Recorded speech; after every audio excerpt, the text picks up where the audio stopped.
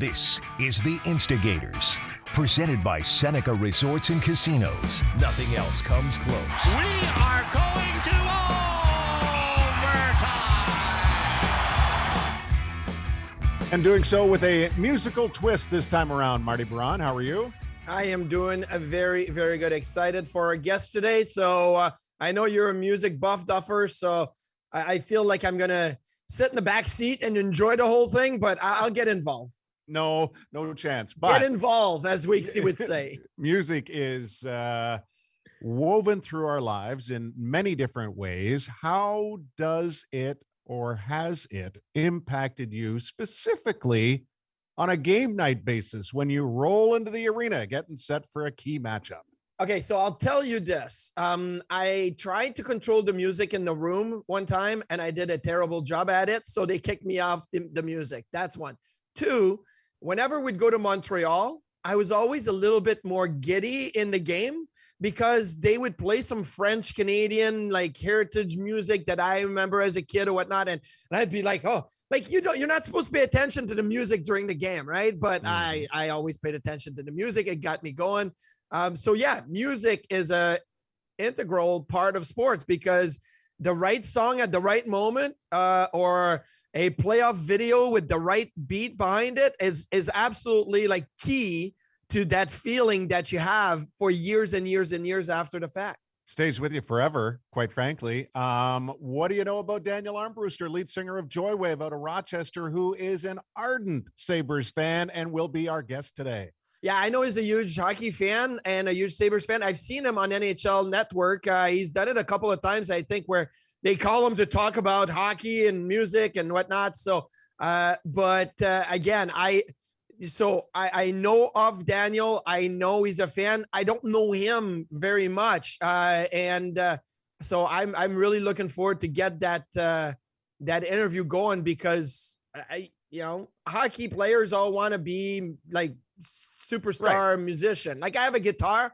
every year. I'm going to start learning the guitar. And I ended up buying a cheat thing, the Chord Buddy, to go on it. And I still can't play the guitar. Like that's just me. I'm like terrible at it. Okay, so you need to get serious. And when you're serious about the game, bet on Buffalo at the only sports books in Western New York. Seneca Resorts and Casinos betting counters are open daily, and self-service betting kiosks are available 24/7 at all three locations. Whether you visit Seneca Niagara, Allegheny, or Buffalo Creek, the Sports Lounge features the latest lines and multiple screens, so you never miss a play. The sports book at Seneca Resorts and Casinos, where the love of the game meets the thrill of the win. Daniel, it's great to see you. Thank you so much for taking time out of the tour that is eventually, very quickly, coming to Buffalo on the weekend. And I know we're going to dive into that. You're excited because that means you're not far away from the hometown gigs in Rochester to close it all out. But I think we're catching up at a good time based on where the Sabres are at as well. Is that right? It seems like it. I mean, things have been exciting. I mean, last night I caught I had terrible service in Tampa, so I caught about 10 minutes of the game, and I unfortunately turned it off before the end. But I caught the highlights, and I mean that goal was wild. But it seems like things are fun right now, and I should preface all of this with I am an idiot, so any of my hockey takes, whatever. I don't know anything, but it seems more fun this year, and I'm very agnostic about I'm not a very competitive person. So if the score is 5-4 and we lost, I had fun. You know what I mean? And this team is fun to watch, and the Don Granato style. You guys have watched it for a long time, every game, and it's fun now. They're always in the game in the third period now. It hasn't been like that in the past. Now you talk about you were in Tampa. When you guys travel, do you look and compare the Sabres schedule to your schedule and try to see, are the Sabres in our neighborhood? Can we get to games? Because Duffer does that with concerts, right? He looks at when we're traveling with the Sabres, when we were traveling, it says, which band is on the road at the same time? So do you do the same thing with the Sabres or any other hockey games? Absolutely. I mean, we're one of the best. So I think there's always this relationship between hockey and music. I think where musicians actually want to be pro athletes, and the pro athletes wouldn't talk to them in high school. But then the pro athletes were like very busy, like becoming pro athletes, and then they get into music later and are like, I have all this free time, and then they're very interested in the musicians, and we've been doing it long enough now where like there are kids or who were like 16 maybe when our first record came out, and they're ending up in the league now, and they like the band, and so when the schedule lines up, me and Joey got to go to a Yankee spring training game the other day. One of the pitchers likes us, and we were like, this is amazing, and that lined up for us with Tampa. But yeah, I mean, I went to a game in Detroit a couple of years ago. That's actually the only road one. I think we played MSG one time, and there was a preseason game, and they were like, do you want to go watch? And I was like, absolutely. So I got off stage at MSG, and they have that like theater thing in the front. We were opening for Bastille, and we did that, and then I literally walked straight up and caught a part of a preseason game after. But do you have memorable games you have caught over the years in different cities, or just the fact that you got to games in different cities? Like, where have you caught up with the Sabres? I mean, I think the Sabres I've only seen in that Detroit game. So no, most of my hockey memories are definitely Buffalo centric. I think one of my favorites, I Rob Ray would have to verify this or not, but I believe I saw him score an actual goal on Marty Brodeur. I think he would say, I don't know if that's true or not, but Razor would agree. Any goals on top goaltenders, he would say, yes, I absolutely did it. So remember, he's a 40-goal scorer. It took him almost 900 games, but he's a 40-goal scorer, and I always refer to him as that. So, and also a big goal in the playoff conference finals. So I mean, against the Leafs. So let's get him in the Hall right now. Yeah, absolutely. He should have his own wing in the Hall of Fame. Now, Daniel, let me ask you this: so you guys are all from Rochester. So did you go to Amerks game? Did you follow the Amerks and the Sabres from the time you were little? So honestly, like when I was a little kid, like Marty Brodeur was my guy, but it was kind of the Devils and the Sabres. But Devils hockey was unwatchable unless you were, watching how great his goals against average was and getting excited about that. When I was like 9 and 10, that did excite me. But yeah, it's definitely been mostly Sabres, and obviously, tons of Amerks games. They had the camps there at one point. I got to meet the Buffalo Sabres 1995 first round pick at one point in Rochester at the ESL Arena. So that was very cool. Got his autograph. Is that Jay McKee? Cool. There was two of us that year. So I know, Marty. Come on. There was 2 picks. There was 2 of us that year. The old ESL, man. If you went there to get autographs, you better be bundled up because it was cold in that building. It was. I remember my cousin. My cousin's a couple years younger than me, and he said he was like, I think that's Marty Biron back there, and I was like, really? And like I didn't know what you looked like because like the internet wasn't there wasn't like a database to search, and so we came up and I was like, are you Marty Biron? And you were like, last time I checked, and that was so confusing to my like 9-year-old brain. And I was like, so you are or you aren't? And the signature said Martin Biron, so I was very excited to see that when it was handed back to me. I was such a jerk. I mean, how bad of an answer is that? Like you're probably like 18. Yeah, well, I probably didn't speak a lot of English. I was like, somebody told me to use that as a line when somebody asked, are you Marty Biron? Yeah, last time I checked, and then walked away, but no.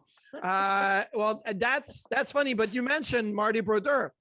I don't know if you remember, but we had a big game in Rochester between the Sabres and the Devils one year. It was dubbed the Rory Fitzpatrick, Brian Gionta game, but Marty Brodeur played in that game. It was, we tried to kind of branched out. It was a regular season game in Rochester against the Devils. Did you go to that one? Did you remember that game?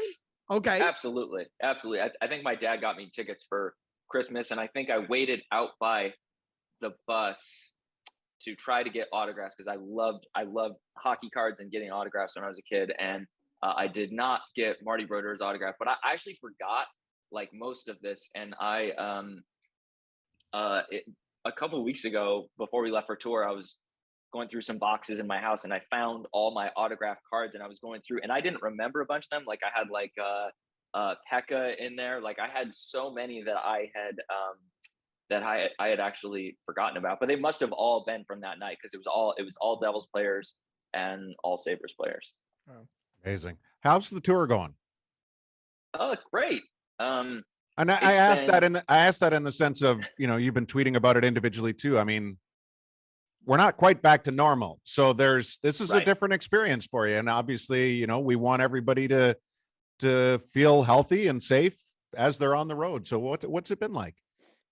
It's been good. I mean, you know, we're obviously not really seeing people, you know, we're kind of doing our own bubble, and wearing masks everywhere. The hard thing is you can't sing in a mask, right? So some of the bigger venues, it's fine, like because there's, you know, a barricade and people are a ways back from you, but we just kind of the Florida gauntlet. And I don't know if you guys know this, but generally guitar music in Florida does not do very well. It's mostly like DJ things and hip hop things. So there's not very many rock clubs there, and they are small, and there is no barricade or barrier or anything. So you know, we'll see how the next week goes. You keep your fingers crossed. Like I hope that it's like it's like you're down 4-0 and you hope that we can come back and win this one 6-5. So just like right. but it happens. It does happen. So well, you talk about the Florida gauntlet. It's kind of like, you know, I mean, we talked about Alberta for years was, you know, Death Valley. You went and played the Flames or the Oilers in the 80s or whatnot. So is there special road trips that are significant to a band that you're like, hey, if we can get that road trip, like it's really fun to go on and we know our fans are going to respond to that? Yeah, there's definitely certain cities that, you know, you do better in, right? Or you know that I bet for you when you were playing, Marty, is probably some of the Sun Belt places you probably knew that there were going to be a bunch of people there to see you, right? Because they were all transplants. Yeah. So there's definitely some of that. Like the West Coast is really great for us, so we really like Seattle and Portland, San Francisco, LA, San Diego, down that stretch. But there's also kind of some day off cities where you end up where it just kind of, you know, routes perfectly because the bus driver's only going to drive a certain number of miles every day. So I actually always look forward to Boise. I never want to play a concert there, but I always want to spend the day off there because it's just strange and it's its own little world. It's a cool city though. Any truth to the notion as I look through the song titles of your latest album, Cleanse, and think that they're in some way connected to the Sabres and where they're heading, like Pray for the Reboot, Buy American, which, you know, clearly Alex Tuck is the latest acquisition. We Are All We Need. You know, I think we've got that vibe now from Don Granato. Like anybody who's here, like this is all we need. In all seriousness, like how has it gone? This to me, as an outsider who loves your music, I feel like it's been really well received. The timing is great. Your tour's been going well. Has it felt that way after all this uncertainty? Yeah, because I mean, historically the metric of like, do people like this or not is you know, I have the microphone and I'm looking at them, right? Yeah. And I can tell. But for the past 2 years, it's been, you know, are people tweeting about this, or are they, or for the artists, like on the streaming services, like you have access to the back end and you can see like what people are listening to where, and, but so I think we felt like things had grown during the pandemic, and we put out our third record in March of 2020, but then we obviously couldn't tour on it. So we, a lot of artists did the virtual concerts and stuff, and that didn't really seem very fun to us without the the crowd. So we, just recorded Cleanse, the new record that just came out. And yeah, we felt like things had grown, but now we're showing up places and it's like very, very confirming. Like Chicago was insane. Like the room there, like it was 2 or 3 times as many people as last time that we had been to Chicago. And DC, we're doing 930 Club, which is like a legendary venue. Yes, it's dude, so we never. That's even where this came from. Okay, so it's almost sold out. So I'm like fingers crossed because it's like a moment to sell out 930 Club. And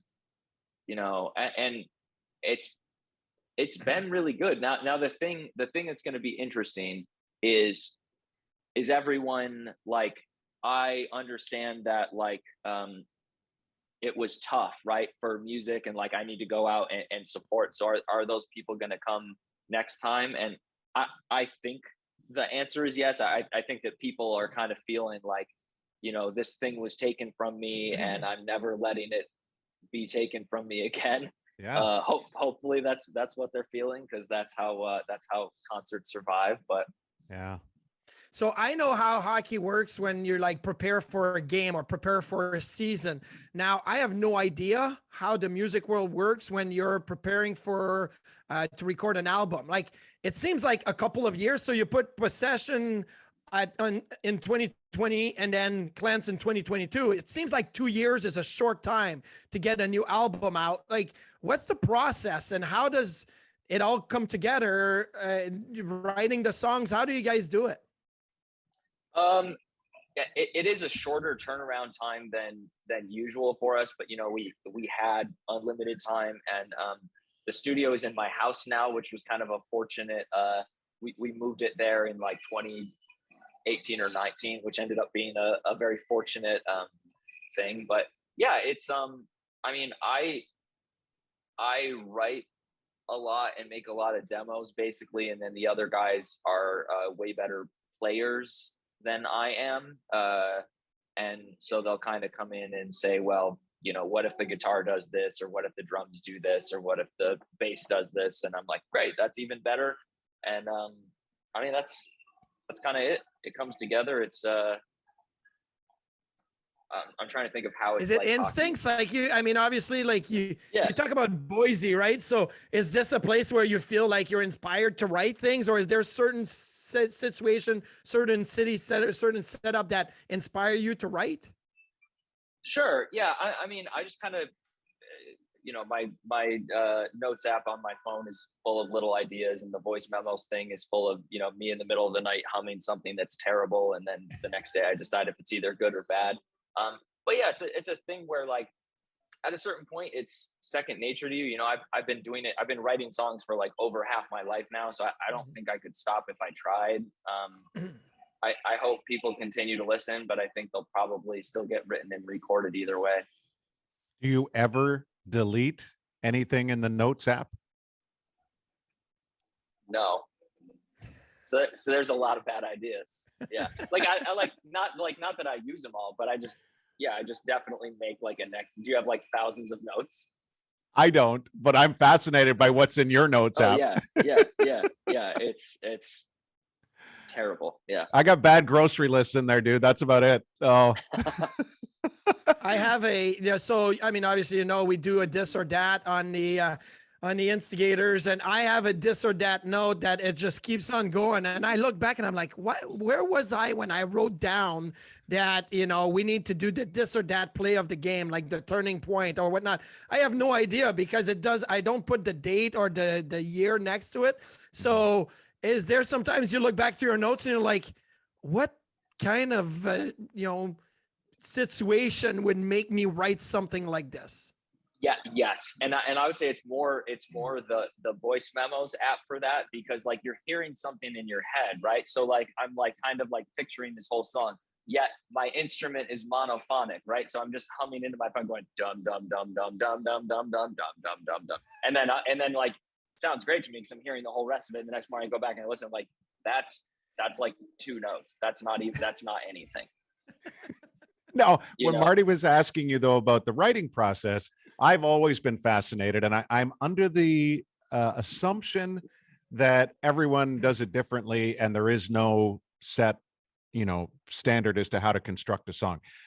But within your band, are there examples of the music coming first and then you adding to it, or does it mostly originate from your head and words and then the music comes after? Yeah, it's pretty much coming from my head, and usually it's originating from music and the words are coming after. But I've kind of, over the last few records, like divorced the two processes where because like writing lyrics is easy once you know what you're trying to say, right? But the hard thing is being like, the song is about this, right? Like deciding that. So there's a whole notes app of like, here are things that I would like, that I have like opinions on, right? Or like commentary on, or feelings that I have. And then over here is like a drum beat and a guitar part and all. So the longer you keep them separate, you are not making decisions like, man, the lyrics to this song are so good and it's so important that it's there. Because I think the split on, like, there's lyric people out there and then there's people who don't care about lyrics. And I think that split is like 90-10. Like I love lyrics, but like I love them when the song is good also. Mm-hmm. So if you keep them apart for longer, you can kind of marry things like, we're like, okay, this is a great musical bed, or like a great melody, and also this is a great thing that I want to say, and use them together later. So you're never making the decision based on like, okay, well, these lyrics are not my best work, but the music is really strong, right? And people like it, so whatever. Yeah. When you say 90-10, is it 90 music, 10 lyrics, or is it the other way around? Absolutely. I mean, that's what do you guys think? Are you well, guys I mean, so funny for me, I grew up in a French Canadian city listening to French music. And then there was obviously some English music, like pop and whatever, rock, and it came in, but I didn't know what they were saying. I couldn't understand the lyrics. So for me, it's all music. Like my kids will listen to songs and they'll say, man, that was such a beautiful song. And I'll be like, I don't even know what the song's about. Like for me, it's the music takes 99% of the feeling I have for the song. But it's interesting for you to say that, because you are obviously trying to put out tracks that appeal to 100% of the people, but there's a split between what people like and what people will gather to. It's almost like, we want to win a game, but how do we do it, with offense or defense? And how do we build our team together? It's almost the same thing with you building a song. Yeah. And I Brian, I would think that you care a lot about lyrics because you were wearing a Gaslight Anthem shirt. Yes. And I think, but for me, it's been quite an evolution musically. Before, it was definitely louder, more genre specific as a kid, and then your eyes get opened and, there's a lot more Americana in my library now, which again, it takes nothing away from the talent of these artists musically, but it is lyrically driven. There's no question about that. I don't know, like, it's fascinating to be having this discussion with you, because when I think of Joywave, I think of both. Like your band's ability is to hook you musically though. So that's the first thing I think of. But then, like a Kennedy, for instance, like I love listening to the lyrics of that song. I just think it's just written so well. And so, yeah, I think I'm somewhere in the middle, but I think your hunch, Marty will laugh at that. I think your assumption that I'm lyrically, inclined would definitely be. Now, it leads me to the question of what bands interest you. Now, that's not to say, are you a super fan of, but what bands are really interesting to you that you either enjoy, you might enjoy them for different reasons. Yeah, so that's a great way to ask that question, because I never sit down and go, I want to do like this thing that this other artist does, because that's something you do when you're younger. And like some people in Buffalo probably know that, like me and the other guys have been doing this a long time. We had a local band in Rochester before this band that like didn't work. And the things that didn't work about it were, oh, this is working for this other artist. Like, let's hop on that a little bit, or let's try to, and obviously that does work for people sometimes, because we've all seen an artist come out and you're like, that's just exactly this other thing. But it didn't work for us, and things went right for us when we were like, I'm just going to make, what's in my head. And if people like it, great. And if they don't like it, that's fine too. And things, went a lot better. But the artists that inspire me accordingly are people who do whatever they want, whenever they want to do it, and with little regard for, what they did before, as long as it's still true to them. So like one of my favorites is Damon Albarn, because like when I was a kid, I loved Blur, and then of course they wrote the ultimate goal song, right? But then he goes and he does Gorillaz, and Gorillaz is like so far from Blur, but it's still like his voice, and it's like uniquely him, and that's just beautiful to me. And I know Kanye West is a polarizing figure, and everyone has opinions on him, but you can't say that he doesn't do what he wants to do, right? And people feel how they feel about it, and that's real art, right? It's just being like, this is me, and take it or leave it. Right, but okay. Now I have to ask, because of what you've just mentioned. What about Taylor Swift? I knew that was coming. Oh man, it's Damon Albarn got in trouble like right 3 yes. weeks ago for. Oh yeah, okay, all right. I think that she is very good at what she does, and from what I hear, she writes her songs, and that's awesome. And the free market has decided that she is the best, is my opinion. Well, the biggest reason I ask is because I'm still surprised, quite frankly, that so many of the artists that I have come to love that fall into the Americana genre or close to it respect the hell out of Taylor Swift for her songwriting ability. So yeah. So that's kind of been fascinating to me the last few years. So it has been interesting to see, I think the dude from the National worked with her on that. So like the welcoming in of that, but I think it might be a little bit of the athlete musician dynamic that I mentioned before, right? If Taylor Swift calls me and is like, I want you to work on the record, like I will be there. You know what I mean? That's amazing. Now, Marty, why did you think I was going to go that direction? Because we had a whole moment on the podcast a couple of weeks back where we brought up all these Taylor Swift songs because she had re-released her album and whatnot. Yeah. So we had some fun with it. But I know that you've been listening to that album with your girls. So we talked about it a little bit. Now, there's my question, though. How has it changed for you as an artist? Because when I grew up, you bought an album and you listened to the album from start to finish. And when I used to have the tapes, I remember if I stopped the song at a certain point and I flipped the tape over, my favorite song would start on the other side, right? That's how it was. You listen to albums from start to finish. Now it's, let's release a single. How does that change your view on how you're writing songs and how you're putting albums together? So I am not a big singles guy. If one of my favorite artists put out a single, I generally don't bother to listen to it until the album comes out.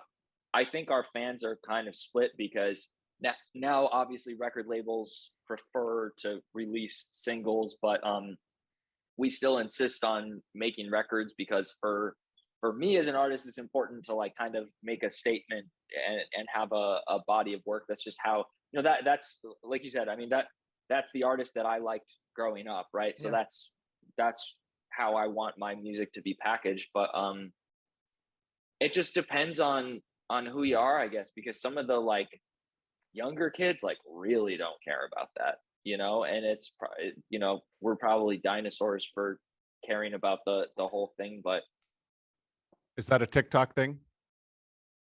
Yeah, I think so, but it's also I've had kids who they'll tweet about the band all the time, and they'll ask a question where it's so on our first record, how do you feel now?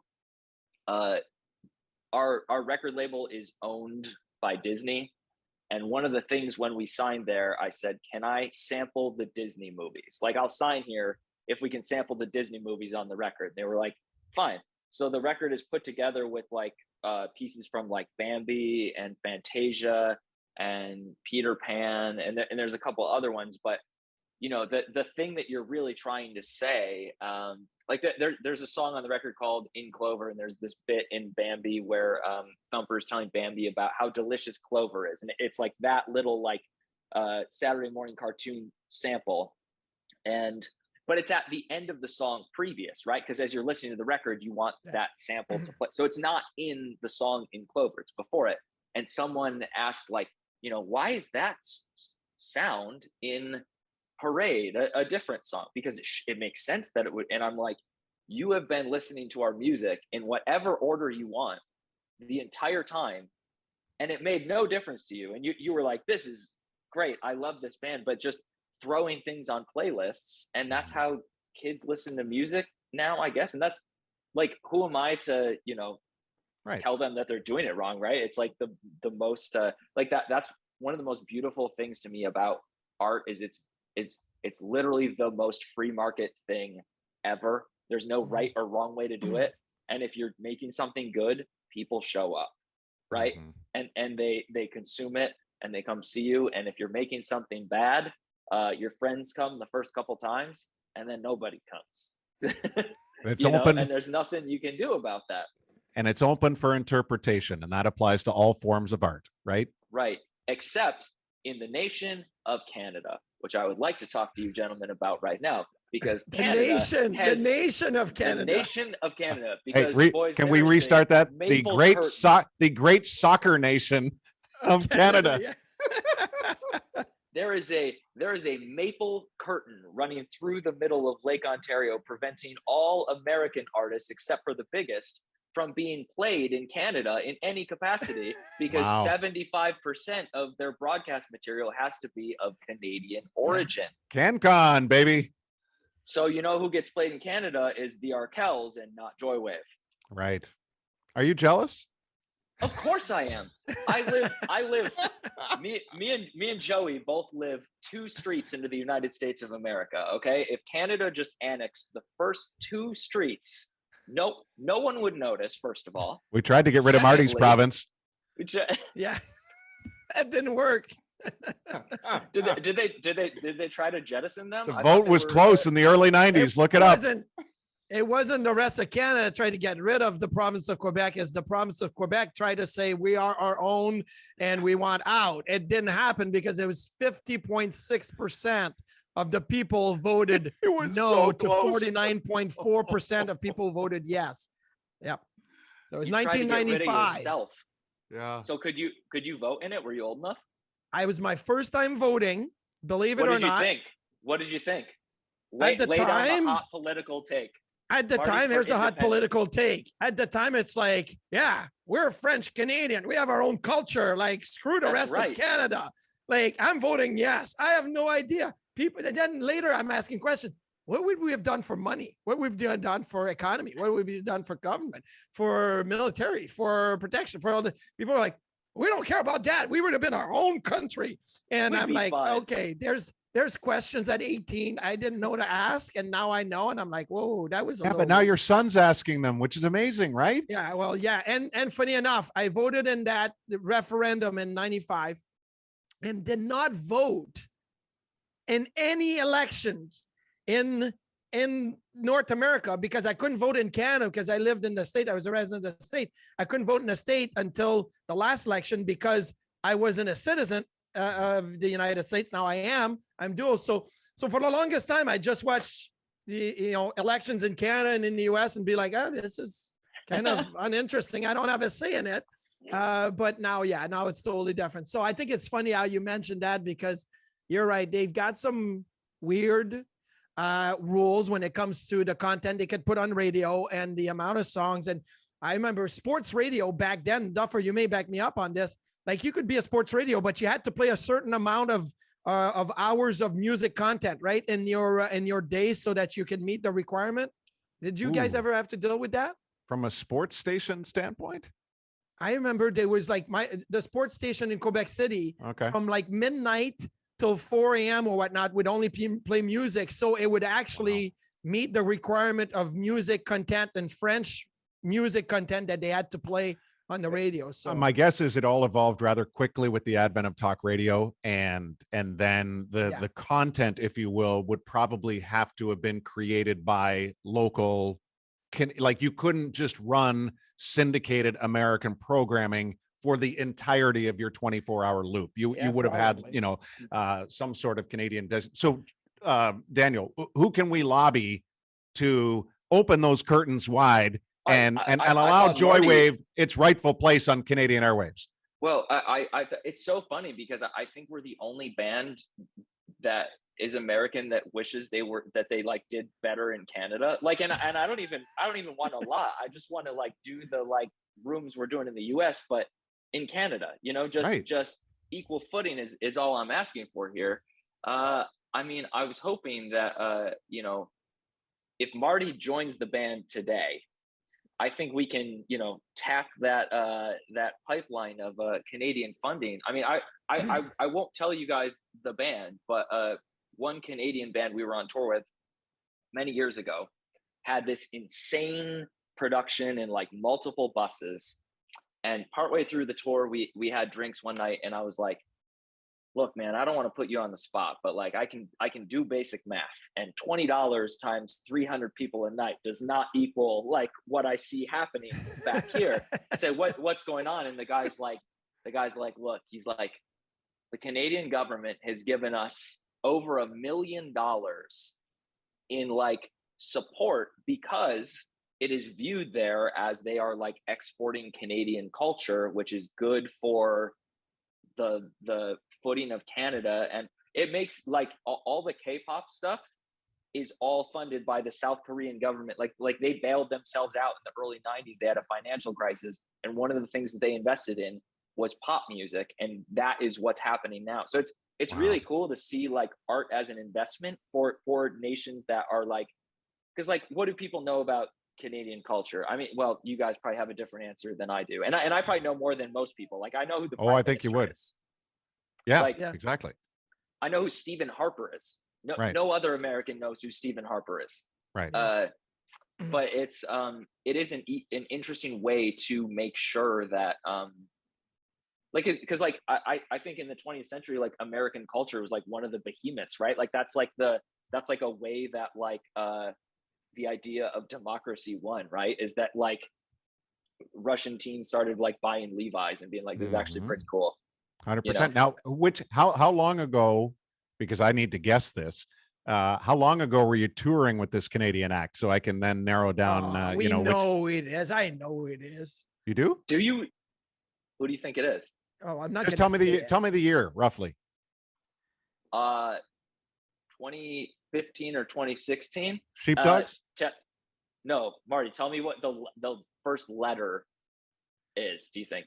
I would say it'd be S. Nope. Oh, okay. Well, I didn't get it. I'll have to revisit. Yeah. Unless you're going to tell us. No, I just don't want to. Yeah, you don't want to put anybody in that spot. I get it. Right. Now let me ask you this. The music media is paying close attention to the Instigators today. Yes, absolutely. Maybe, what if we rebrand it? Would they pay more attention? What if we called the show the Joywave, and we made it happen?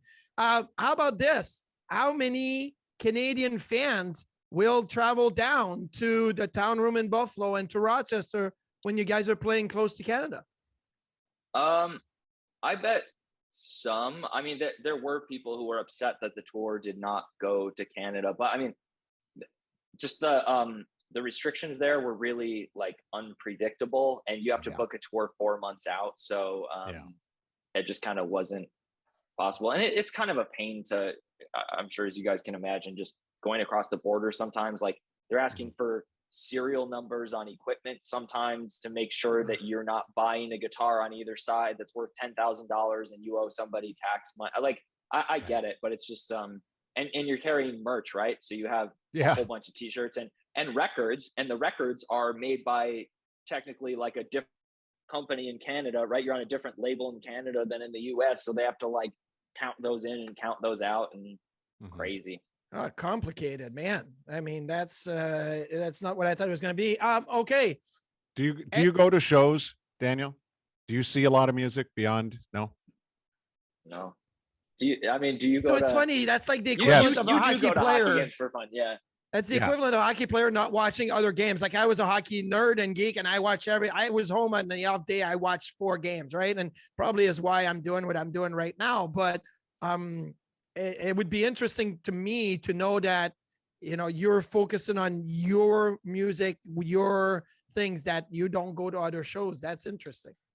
I mean, I'll go see friends bands and people that I know, but it's just I don't know, at a certain point, like it's kind of claustrophobic. Like I don't know. Concerts are great. I shouldn't say what I think about concerts. Festivals are great too. I love when all the people are packed real close to me. It's so fun. Can I ask you a tougher question? Yeah. And I don't. I mean, this hit a lot of people, obviously, when Taylor Hawkins passed last week. Yeah. And I just wonder, when you're in the business like you guys are, how tough is that kind of moment? It doesn't matter whether you've known the band or been a fan of the band. I mean, this sometimes is a terrible, seemingly part of the rock and roll culture. When we found out the bus went silent, so we did not know Taylor, never met him, but he was Paul's favorite drummer growing up. And Paul has met Dave before, and he's like the biggest Nirvana guy and biggest Foo Fighters guy. And he was a fan of Taylor to the point where he knew Taylor and his drumming before he joined Foo Fighters, like when he was playing with Alanis Morissette. Yeah. And so I think it was one of those things where, like, not that he was like someday I'm gonna like meet him and we're gonna talk about drums, but just kind of like knowing that that's not possible anymore is kind of strange. Like there's a songwriter that I really liked, was named Adam Schlesinger, who passed early from COVID in the pandemic, and we have the same lawyer, and he wrote like That Thing You Do for the movie, and Fountains of Wayne was his band, song Stacey's Mom. But he was a really big writer. There was that band like the Click Five in the early 2000s where he like wrote all their songs for him. And having the same lawyer and like looking up to like his writing career, because that's something that I do. We do the band obviously, but I do writing and production for other artists too. And I was just like, oh, it'd be cool to like pick his brain sometime, right? And just now knowing that that's not possible anymore, like it's strange. It hits you, and I don't know. People have there's this theory about like slots in your brain, and like everyone can like remember 100 people, and not that you know them all personally, and some of them can be like a character from a TV show or something, but you feel something towards them. And people like that you look up to, I mean, they pass and they're not in your life, but you still feel it, Well said. That's very well said, because that happens in all facts of life, right? Right. In music and in sports, and there's athletes that are not even in hockey that I'm like, oh, I wish I would have had a chance to talk to that athlete, or even just have a handshake and just say that, hey, that crossed my path, right? And that's so important. I want to go back to the whole Canadian thing that you were talking about. And it's intriguing to me, because certain bands will get a reputation, just like certain players in sports will get a certain reputation. And one Canadian band that I always kind of liked, was like Nickelback. And it's like, it gets that whole reputation so how does the music industry feel about these labels that fans put out on certain bands, that you like them or not, but how does that gets, talked about inside the music business? I think it comes down to whether you're nice or not. And I bet Nickelback is so nice, because I just don't see another way that they like continue to, right? Because like how else do you explain it, right? There's and I think that's that. Look, there's been bands that we've played with where I'm like, I do not like this. And I guarantee you I will be in my bunk sleeping by 7 o'clock every night. And then you go out for a couple of days and you're like, oh, I actually really like these people. They're really nice. And it's probably like Marty, there's probably some stuff that you can only talk to your friends who also played in the league about, because only they would understand. And like you I'm I still live in Rochester, right? So some of my friends from growing up I'm still just as close with now as I was then. But sometimes something happens and they like wouldn't understand, like if I told them, because it just doesn't make sense. And then somebody who maybe not there's anybody I felt like Nickelback about, I think they have a very poor reputation musically, not as people, but like some of those people like I've become close with, and I think sometimes a lot of people too get bad reputations from like, maybe there's one Nickelback song that people like, maybe people really don't like the Photograph song, right? But then you go to the concert and then they pull out some like Radiohead style deep cut that you didn't know Nickelback like did, and you're like, oh, this is actually sick. Just like people don't know about this one. Yeah, I love it. So what do we have surprise wise coming up at the ballroom on Sunday? Let's see. Well, we have production now, which is amazing. Like going up the room size and things getting better. The artwork for the new record is all this car wash kind of thing to match with Cleanse. So we will be turning the stage into a car wash. There's like half a Corvette that goes on stage, and there's this like kind of fake tunnel thing. It's like a video wall that's like just playing a bunch of washing footage. So that's been really fun to be able to finally, because like on the first two records, like, the production was like, hey, there's a banner behind us that says Joywave, and that's what you can afford to do. So it's nice to have be able to make some creative decisions to match the music. Equivalent of Marty wearing the white goalie mask all year. I know, like there was not enough in the budget to paint it, so I already had one mask that was painted. I didn't like it. Who makes like some of those decisions? Like in the hockey, there's your captain, your alternate captains. There's a leadership group. Obviously, there's more bodies. There's 23 players on the roster. So I like how you pointed the fingers at you. Make all the. This is a benevolent monarchy, my friend.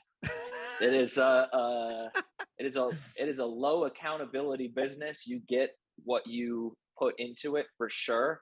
I was actually talking about that with Joey when we were at the Yankees game the other day, and that you can tell me if this is right or wrong, but I would think if I was a child and I wanted to be a pro athlete, you can find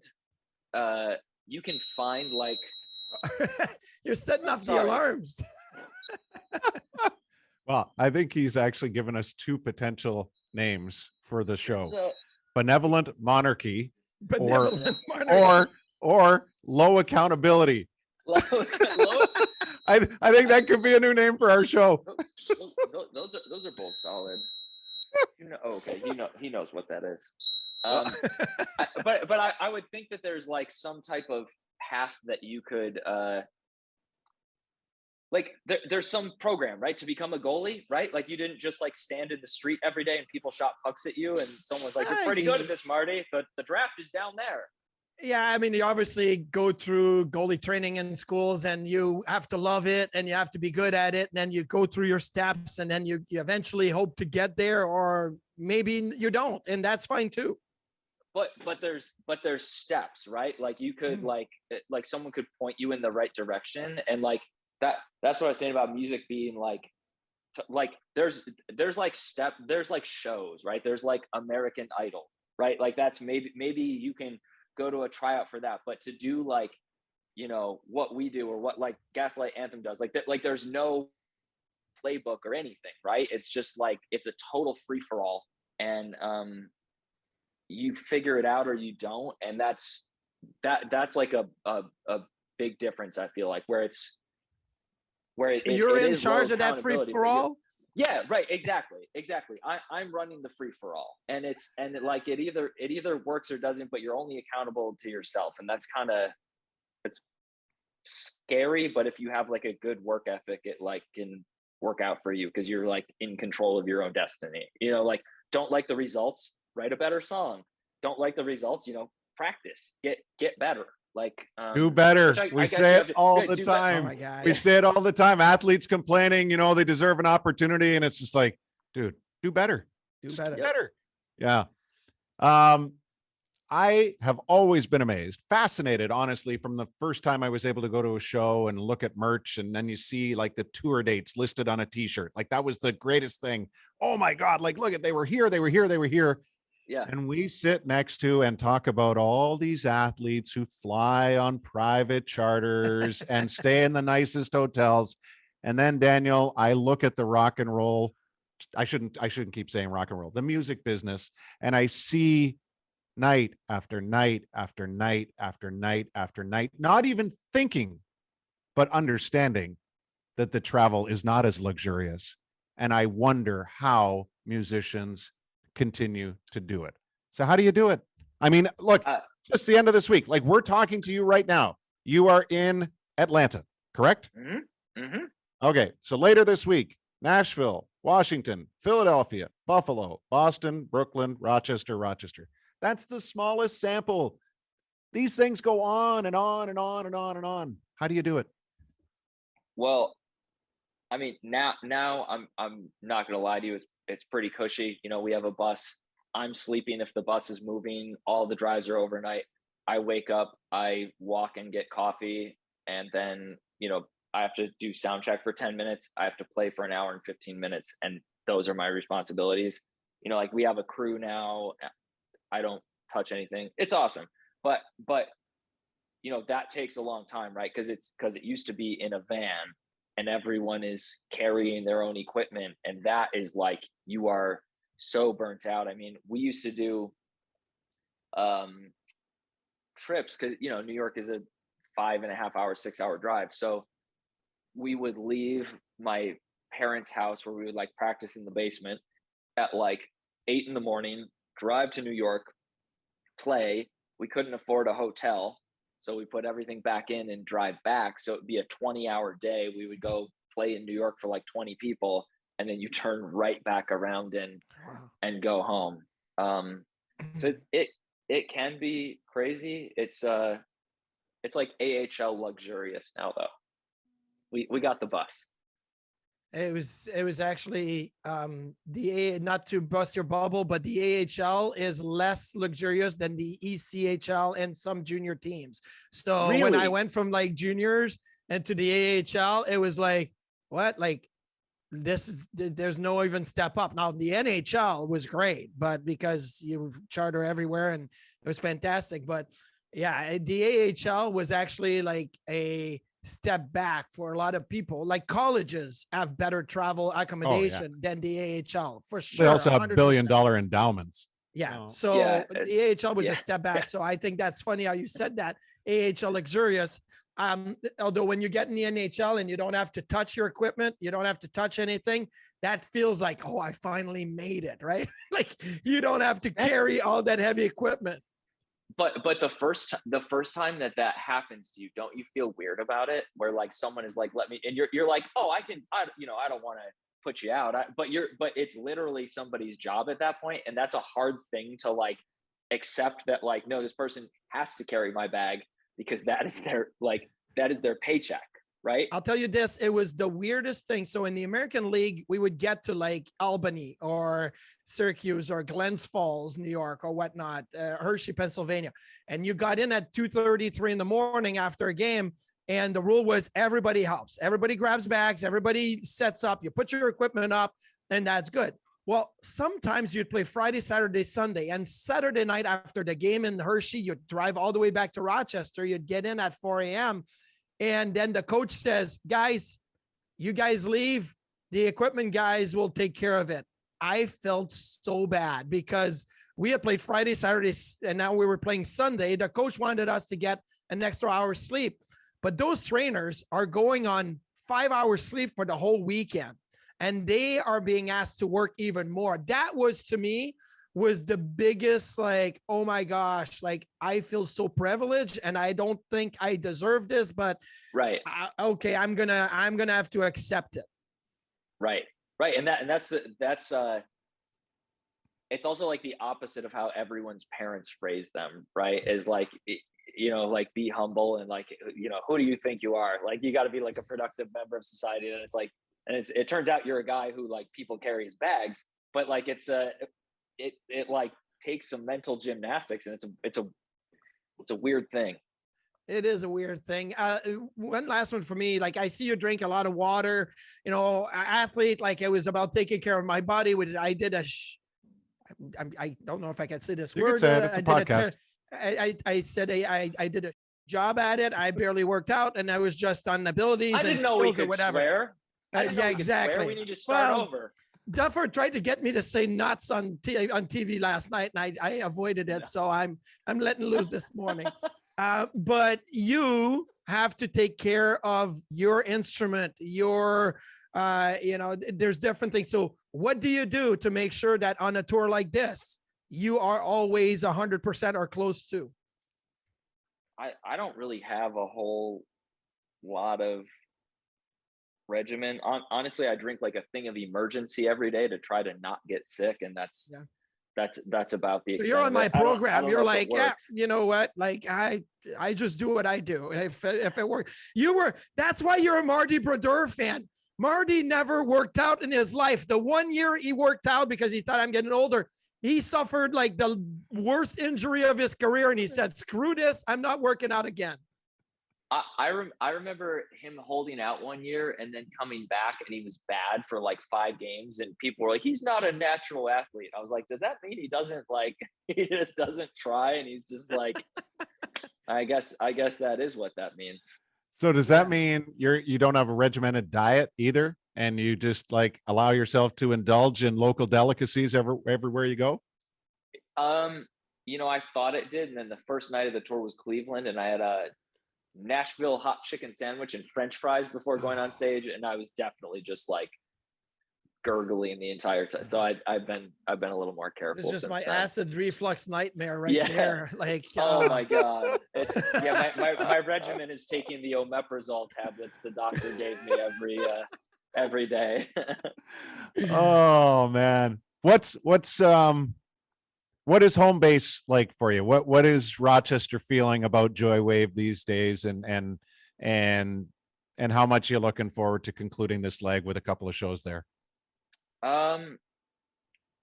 It's funny because I love it. I mean, it's to the point now where like Joywave announces tour is like on the 6 o'clock news, which is so funny because that's the most like mainstream something could be, is right is the 6 o'clock local news. But obviously it's not like that anywhere else. Like anywhere else, it's like you have to know about the band, and it's like a little cool to know about the band, and like, you got a secret and you come to the show and you share it with everybody there.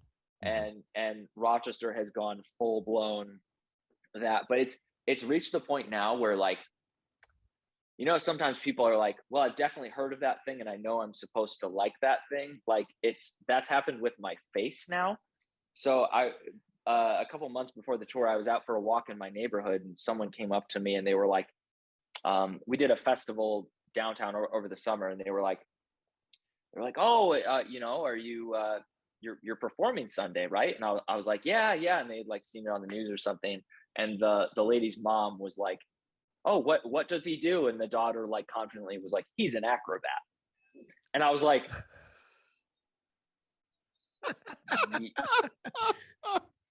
like it was the only logical explanation for the mustache is like that he must be an actor. So like familiar with me in the circus. And familiar with me and Sunday, but like completely other thing. But it was. Your marketing has been so good, right? Like you've done the side of the buildings. You've mocked other people's advertising campaigns, right? Like it's been really good. You can't say which ones right now, can you?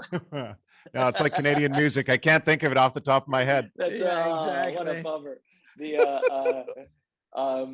It's funny though, because like, I mean, we were playing local shows in Rochester forever. And, we play at the Bug Jar, which is like a 200 cap room. And I mean, it was always good. Like the people who liked it. But there was this moment in 2014 or 2015. Like, I think there's this kind of like Western New York thing where maybe Rochester has it more than Buffalo, but people are like, it's unfortunate. And I want to say, I don't feel this way, but I can't wait to get out of here and move to like a big city, right? Or like a real city or something. And nothing good ever comes from here. And that is such a toxic attitude. And I think it's shifted over the last 10 years, but I think when we were playing the Bug Jar in like 2011, 2012, that's how people felt. And when their friends were like, hey, you should come see this band with me. They're really great. They're like, oh, they're a local band? And, they're like, yeah. And like, no, well, I know it's not good. So what happened for us is 2014, 2015, things start to go right and start getting in like video games and ads and TV shows and movies and things and getting bigger tours. And everyone who lives in New York and LA and Chicago is like talking to their friend from Rochester, right? They're like, going to see this band Joywave tonight, or I saw this band Joywave tonight. They're from Rochester. You know them, right? And people are like, oh yeah. No, I definitely like them. I definitely liked them the whole time. And then we come back and then people are like, we were totally here all along. And it's unfortunate, but I hope that like, look, I did feel that way when I was like 18 or 19. And I hope that if anything with Rochester, I hope that like our band's success is able to show people that like things in your own backyard are cool too, and just as good as anywhere else. And I love Rochester. Like the food there is amazing now. The coffee's amazing now. And I don't think it was like that there 10 years ago. I don't, because I was there and I was like, there's nothing to do. And now there is. So I hope that is good information for them and good information for everybody in a mid-sized city. I agree. I think that's great. And I agree too. Like, I mean, I grew up in Quebec City, and when I was in Quebec City, I was kind of like, this is okay. It's a small town. Like Montreal was so much bigger. Toronto was so much bigger. Now I'm like, man, Quebec City was awesome. And then I moved here to Buffalo, and I'm like, man, Western New York, Rochester, Buffalo is awesome. Like, you appreciate it a different way, maybe as you get older or whatnot. But just to go back to hockey. Now, maybe as I join the band and I bring the Canadian influence to the band, I've seen you on NHL Network, with Jackie and EJ and doing all of that. What about like when you see some of the special events, like the Heritage Classic, the Winter Classic, the All-Star Game, things like that, and saying like, this is something we'd like to be a part of and do more of, because you guys are hockey fans. You like the game. Well, as long as the Arkells keep getting booked, I mean, Joywave's never going to get a chance. I like how you're taking but I'll make that happen. Me and Duffer will make that happen for you. I'm setting up a pay-per-view fight to the death between Daniel and Max here from the Arkells. So this, I don't know him at all. He did tweet in the past year, just discovered this song Dangerous. And tweeted the song, and I said the maple curtain has fallen. He didn't say anything because he probably just thought that was a weird thing to say to somebody. He's a good dude who loves hockey as much as he's a Leafs guy, isn't he? Well, that's his only blemish in my opinion, is that now I get it because they're from Hamilton, so he plays his angles really well. When he's needed in Toronto, he's there, right? And when he's all in. Kyle Dubas like lets him come like talk to the team about like right. See, yeah. What needs to happen is that Kevin Adams needs to let me in the room to talk to the guys about the maple curtain. Yes. Let's do it. Let's get them connected, Marty. I like this. 100%. 100%. There's so many things that are going through my mind right now that Duffer and I will definitely have to, well, obviously, because you're the one and all that we have to run through, we'll put our ideas on a note on our phones and we'll send them to you. Yeah. Well, I mean, I can get in that room and be like, guys, losing 5-4 is fine if I had a good time watching. I don't know if that's gonna work. And that's not gonna work. We've been doing that for too long, Daniel. Moral victories are no good anymore. The one game that I did get to come to, Jack Quinn scored a goal and an assist, and it was, I mean, I have not gone to Rochester to be honest, I've been hiding from the virus. It was very scary to me, but I'm done now because I have to go stand on stage anyway, right? So hopefully I'll be able to catch an Amerks playoff game, and they like option Krebs for like 5 minutes, so he's eligible, right? Yep. For the playoffs. That's true. Yeah. That is true. Krebs, Fitzgerald, and Samuelson. So all three are eligible for playoffs if and the Rochester Americans have to get there. And Duffer kind of reminds me every day that they're in a battle for the rest of the season, but they have to get there, and I hope they do because I want to come down to Rochester too and catch some of the playoffs because I mean I love Roch. I love that rink. I love the fans. I had 2+ years there that were amazing. I keep telling everybody.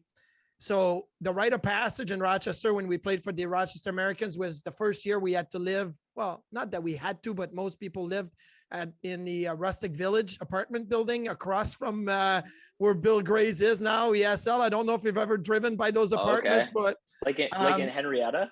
In Henrietta, yes, yes. Oh God, that was a little rough. I'll say this, bleak, dude.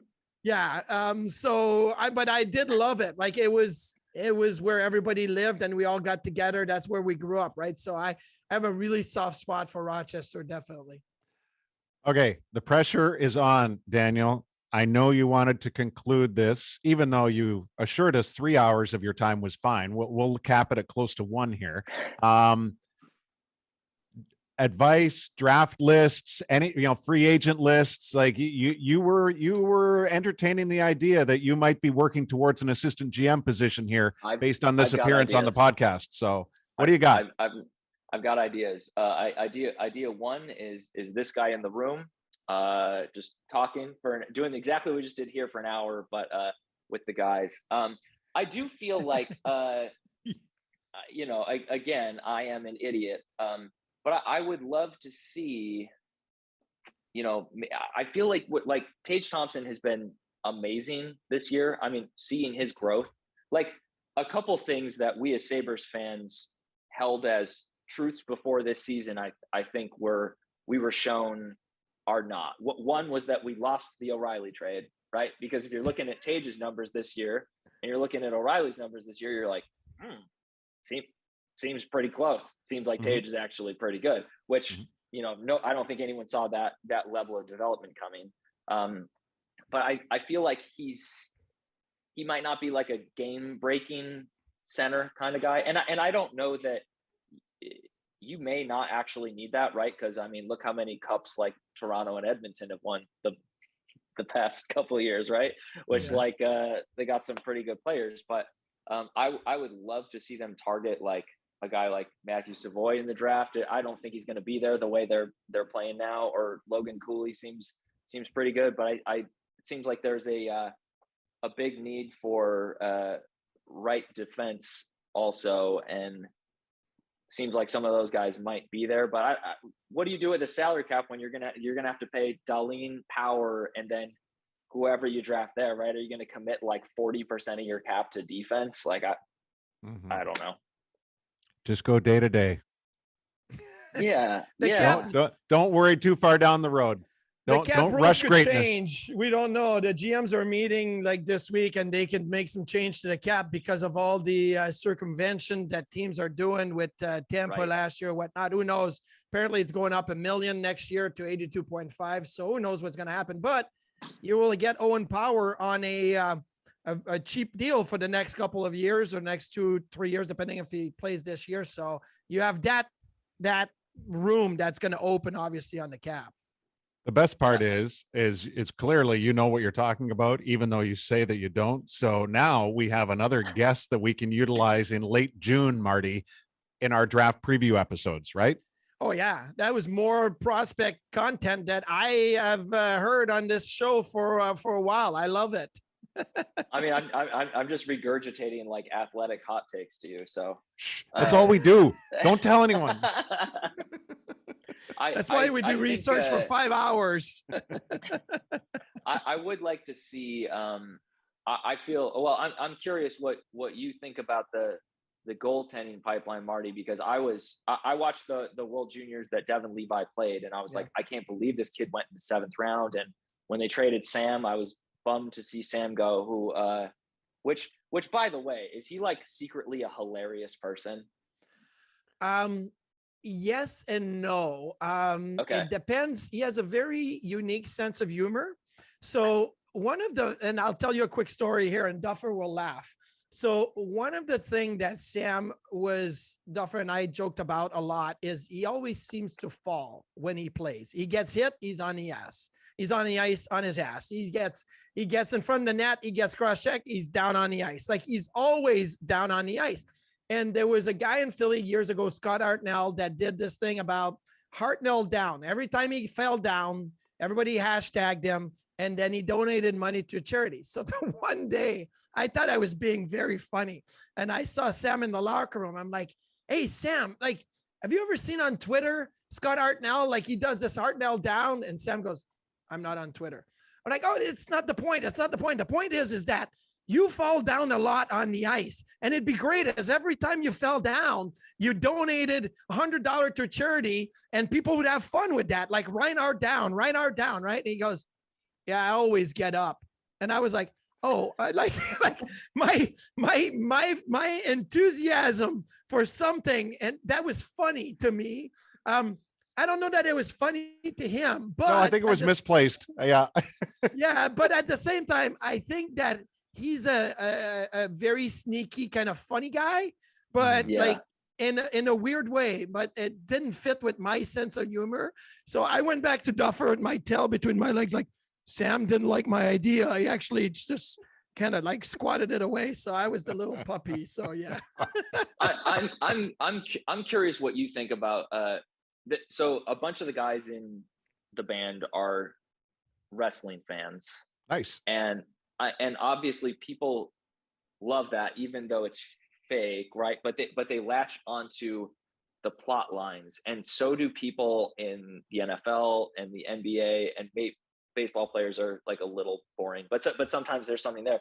And I feel like, Marty, my question to you is why it's this way, because I feel like the guys go out of their way to be boring in interviews. And now you see a guy like Trevor Zegras that is just being himself, and it's like incredible. And that's the thing that's gonna make the league continue to grow. Because I'm sure you guys saw that survey where like the NHL was like 12th or 13th in brand awareness with Gen Z, because nobody wants I know that I understand there's like some older fans who are like, well, the game should be 1-0 and tight checking, but like that, guess what? They're not going to be here eventually.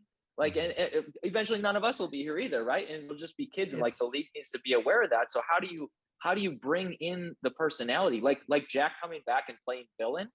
Like that could not have gone better for the team, because how do you not take the athlete's side when it's about their body, right? And then to come back and be like, well, actually, surprise, I'm in.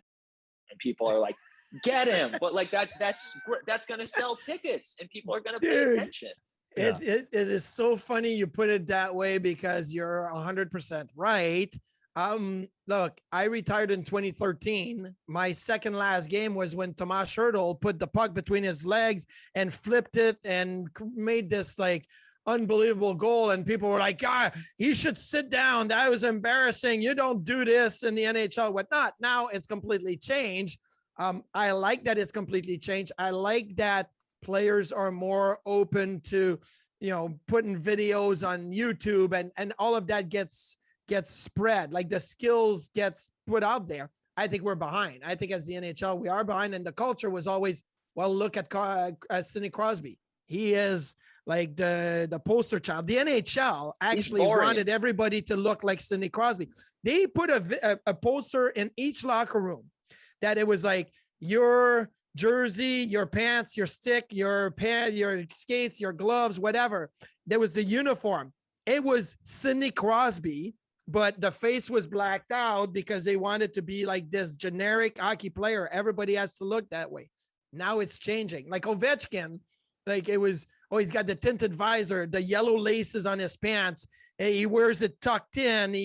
It was different, right? And I think people are starting to realize, and a lot of people are realizing, that's the identity that the NHL needs. Not that Sidney Crosby is bad for the NHL, not that Connor McDavid is bad for the NHL, but there's much more than just the one cookie cutter platelet that you have to look at. And what was the common denominator previously to now? To me, what's the common No, denominator? the common denominator as to why the NHL remained boring from a marketing standpoint. Where are its roots? In the curtain, the Canadian Is curtain. the answer In Canada. In the Yes. Canadian curtain. It has taken so long for people to think progressively north of the border when it comes to the evolution of this game. And it's understandable. They're proud of what they feel is their game. They want it to remain their game. That's firmly entrenched. But we're all, I think, hopefully learning you have to evolve to capture the exact audience that you're talking about, Daniel. You have to. And Zegras, thank God, has been an eye-opener in that regard. There have been others who just haven't been like, my goodness. I'm not going to name names, but I mean, the number of people that had a big platform that used to crap on Ovechkin and Kovalchuk and name another foreign player who would celebrate exuberantly. Oh my gosh. Why do we care about someone's passport in the middle of this joyous moment within the game?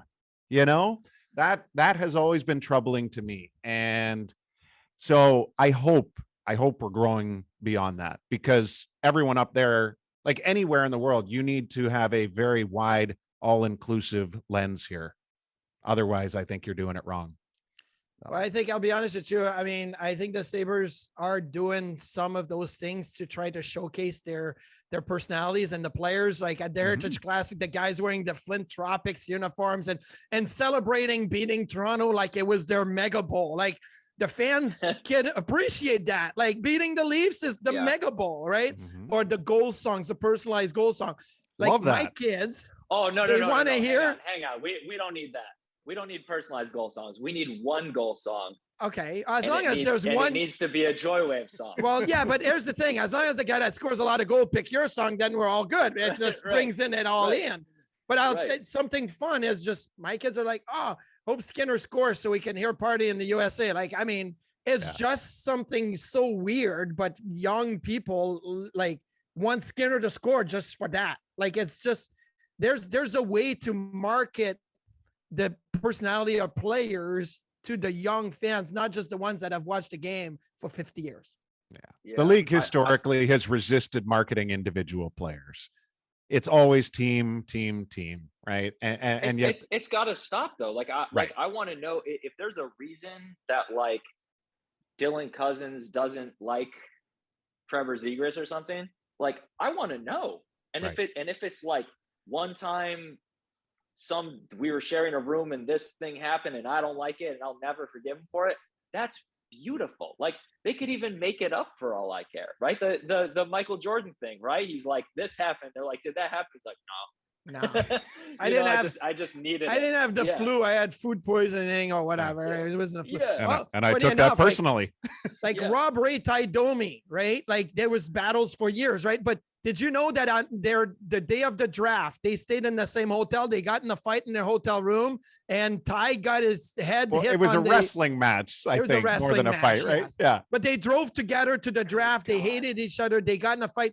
And I only found that out after their career were over, when the guys are like, hey, remember when we had that fight?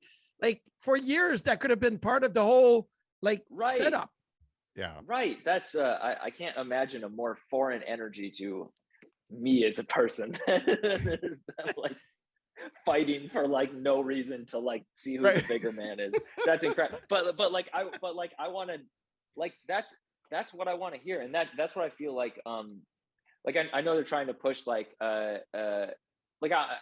is Skinner that guy on the Sabres right now, or like there's like 25 guys, right? One of them is definitely funny and has just been told that, like, you know, right, Sidney Crosby, right, like, go, or Connor McDavid, like, go do that. And like, no, somebody needs to take the mantle. And I mean, I love, like, I feel like Dylan Cousins has been doing that a little bit just with his play, like, you know, getting kicked out of the game in the Heritage Classic and being like, no, I'm going to stand right here. And, you know, like, sure, you can keep me off the ice, but I'm going to stand right here. Like that like meant a lot to me as a Sabres fan. Agreed. Oh, it's a good thing well, it's not a good thing. I want to say, like, we have to go. Yeah. But I want to stay on here. So, okay. Yeah, this is going to be part one. Thank you. That's exactly what we have to do more often, because there's so many things that I'm like, now my notes on my phone are going to be like, oh, let's talk to Daniel about this. Oh, let's talk to him about that. Or how about this one? Like, you're going to be grilled the next time we have you on. Dude, I'll talk anytime you guys want. Remember, all things run through him. Yes, so exactly. Next time when we do part 2, we're going to have a pre-production meeting. Yes. And everything is running through Rochester. I love it. Maybe we have to do it in person for part 2. And then when things open up even more, and then you guys are back home, like, we'll come to Rochester, we'll set it up. We'll do it in person. All right. That sounds great. How many bottles of water did you finish during the entirety of this episode? Dude, just one. I'm slowly working on it. Yeah. It was misleading. It was misleading. It was very aggressive drinking there. Yeah, it was a bit. Sorry.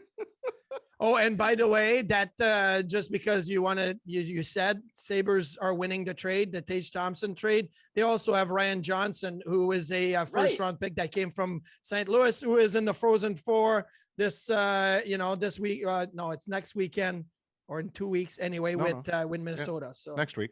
It's the 7th and 9th. Oh, the 3rd. And That's the a other, week.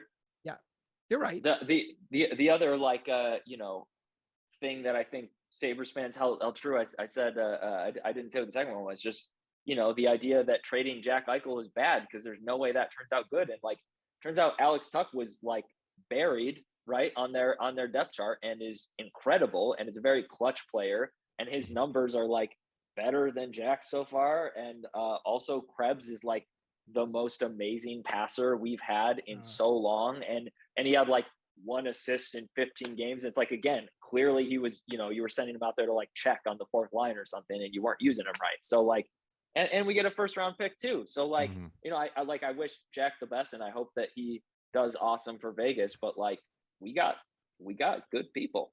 Yeah. Did a nice job on it. And obviously an awful lot of room ahead to see how it all plays out. But I know I was going to say get some rest, but that's, it's not your thing. You're up, you're ready to go. You're going to do the show tonight and on to the next. 2-hour nap. 2-hour nap. I need my pregame meal, which is chicken parm with noodles. And it's not what the guys eat anymore, but that's what I had. Like Chef's Restaurant in Buffalo was, I ate that like 70 times a year. So yeah, absolutely.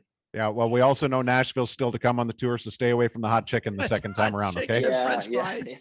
Yeah. Terrible idea. I don't know what I was thinking. It had been a minute. Daniel, thanks so much, man. We'll talk to you soon. Awesome. Thanks for having me, guys. Marty, I can't believe you came away from that not begging for lessons on some instrument from Daniel. Yeah, I think it's way past that time where I could learn to play the guitar. As you get older, things don't come as easy. Plus, my fingers, I always say my fingers don't bend that way. They've been broken so many times and in a glove for so long that they don't reach the chords the way they're supposed to. I thought you were going to say the podcast went so long that you've simply lost the ability. I aged. I aged in the podcast.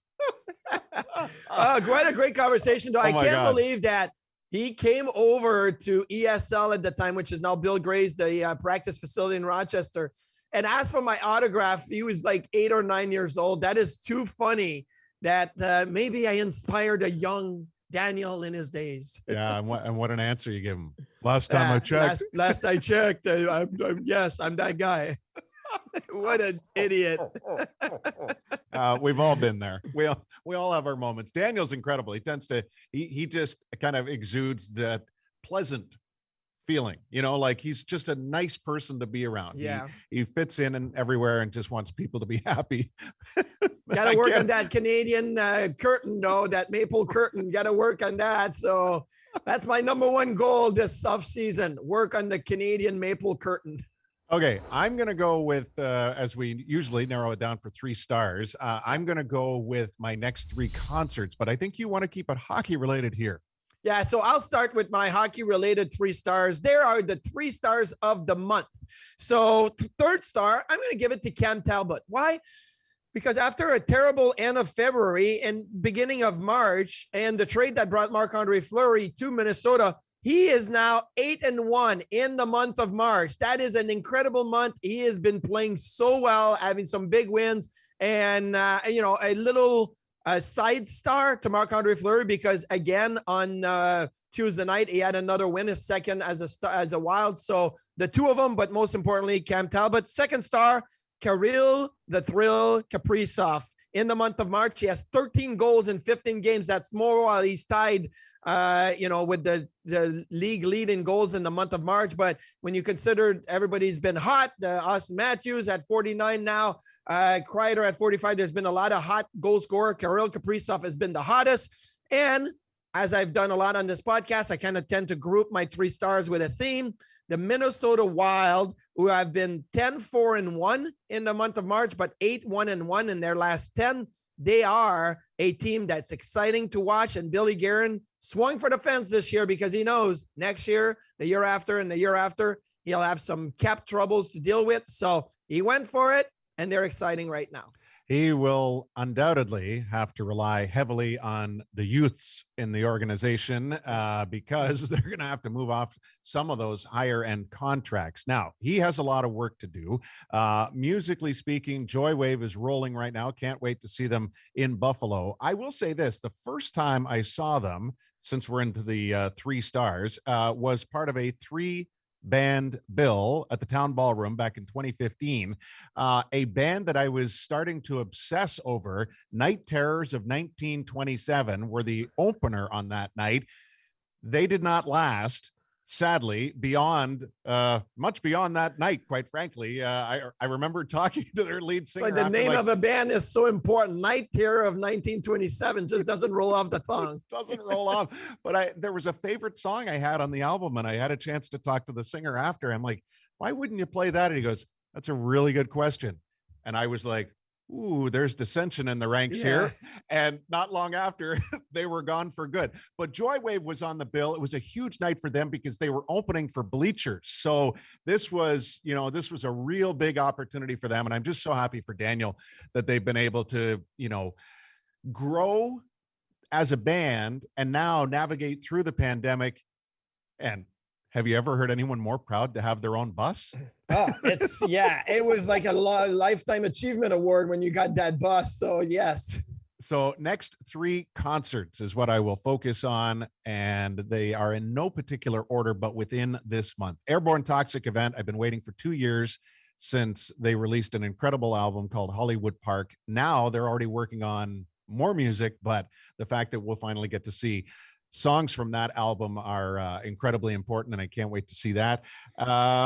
Gang of Youths, who I discovered in the pandemic on the show Billions. Did you watch Billions or not? I haven't yet. You keep asking me. I'm the TV movie buff, but you keep asking me. I haven't watched it yet.